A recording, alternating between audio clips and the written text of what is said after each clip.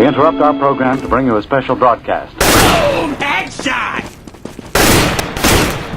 Hey, it's Clay. How are you guys doing today? I got another Battlefield 3 video for you, and playing some more Rush on Aftermath, and man, I am absolutely loving this expansion pack. So far, I have played probably 2 rounds of Scavenger and a trillion rounds of Rush on this 64-man server. There's only, it's kind of strange, there's only one server that I can find in the server browser that consistently plays Aftermath Rush that I can get into, and it's this big 64-man server, and it's kind of crazy just because there's a lot of players. And you know, and I feel like with a lot of players, the propensity for a team stack is a little bit higher, just because, well,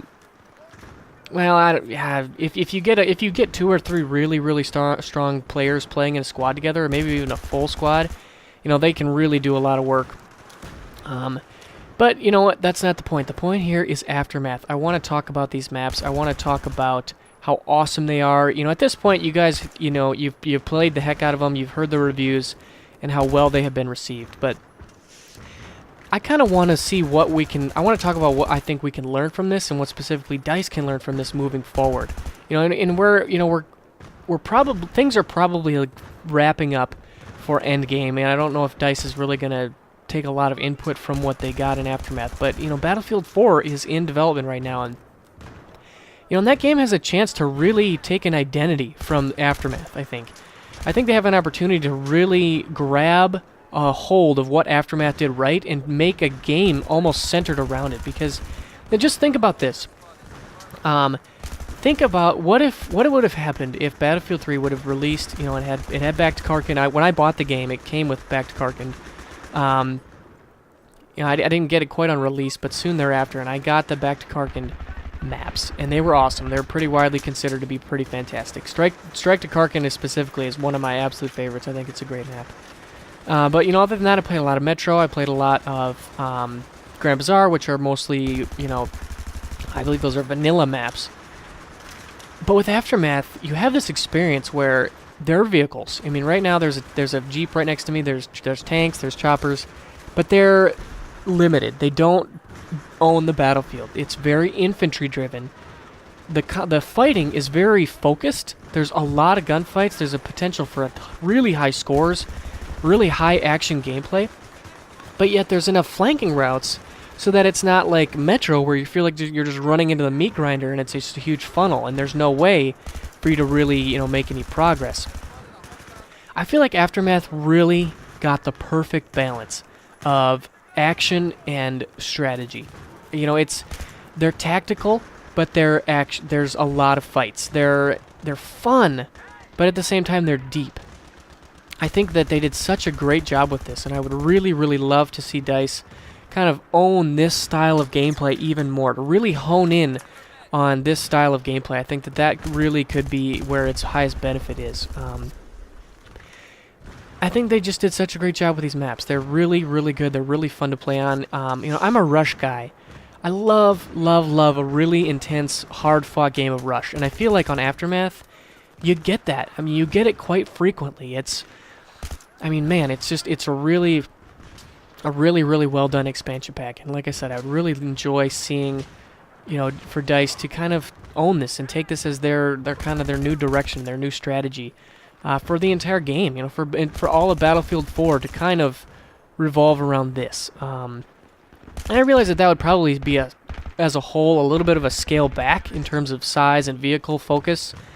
You know, compared to, you know, the entirety of Battlefield 3 and Aftermath and all that.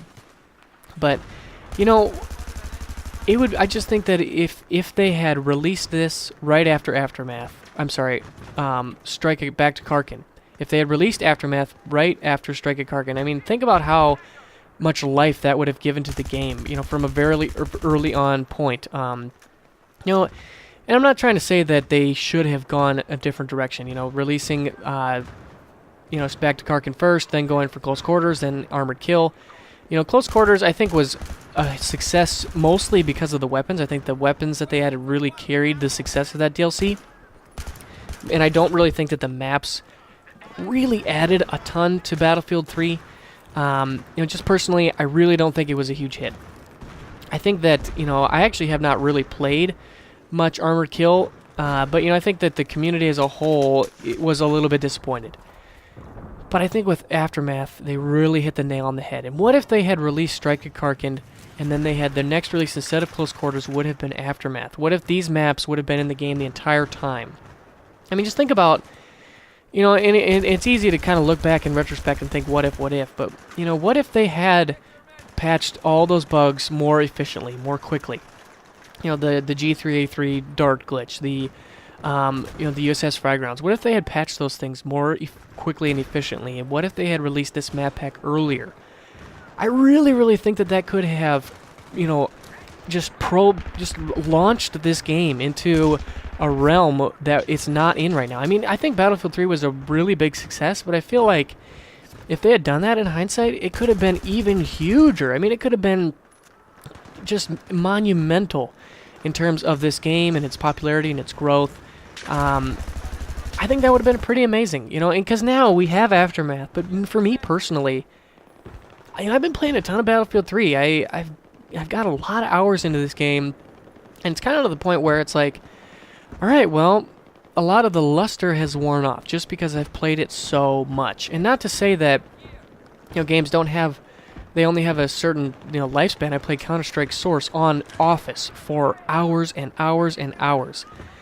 So we'll see. We'll see if Battlefield 3 has that same effect on me. But, what if they had done this sooner? What if they had, really gotten their stuff together and made this is the best possible game it could have been as quickly as it could have been? And it's easy to speculate, and it's easy to look back in hindsight 2020. Because I do realize that with Close Quarters, they were really trying to cater to a new crowd. They were trying to expand the Battlefield crowd. And then I also realized that with Aftermath, they were trying to appease their fan base. They were trying to appeal to their hardcore guys. I feel like the hardcore guys who looked forward towards Aftermath would have felt really snubbed if Aftermath had been what released where Aftermath was now. If they had to wait for Armored Kill for so long, I feel like that would have been kind of a shot, kind of a diss at, what the Battlefield 3 fanbase has been and what Battlefield 3 has been for a long time. But it is just kind of interesting for me to think, what if these maps and this style of gameplay had been in Battlefield 3 for the majority of the game's lifespan? What if it wasn't kind of this last, resurgence of life? What if this was the core of Battlefield 3 for the entire year of 2012? I think that would have been pretty amazing. I think that would have been really, really sweet. And I feel like that could have really helped this game be something amazing, because I don't know, it's too soon, it's too early to really kind of look back and think, oh, Battlefield 3, one of the best shooters I've ever played. It's too soon to say that, but I think I'm going to look back on this game really favorably. I think I'm going to look back on, when I'm playing Battlefield 4, I think I'm going to look back on Battlefield 3 and say, oh, you know what? Some of those rush rounds on Operation Metro were freaking awesome. Some of those Aftermath rush rounds were absolutely amazing. There's been a couple times where I've gotten some flanks off and almost single-handedly planted the bomb, defended it. Just that kind of feeling where you're really impacting the game as an infantry player. That's the kind of stuff that I live for. That's the kind of stuff that really drives my enjoyment of Battlefield. I guess it would have been really interesting, I think, to kind of have that experience the entire time. But I'm really curious. I would love to hear what you guys think, not just about Aftermath, but about the release dates. What if they had released it sooner? What if Aftermath was with us or almost the entirety of Battlefield 3's life cycle? I think that would have been pretty cool, to be honest. I think that would have been really, really cool, and it could have made the game something really, really special. But that's about my time. This commentary is wrapping up.